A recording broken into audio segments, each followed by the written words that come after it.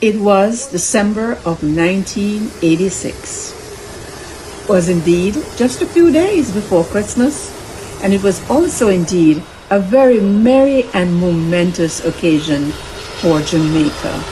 It was the arrival at the Sangster International Airport of the supersonic jet, the Concorde. On hand were industry officials, the ordinary man, on waving galleries. Yes, in 1986, there were still waving galleries. And I was part of that momentous occasion. At the start of the 1986-87 winter tourist season. This is a tremendous promotion for the country. It's great for Jamaica, for Montego Bay, Air Jamaica, the tourist board, and the whole tourism industry. Because you've seen the sort of excitement it's generated here. It's been picked up on the cameras here. It's been picked up by ABC, Wide World of Sports, a trial, been shown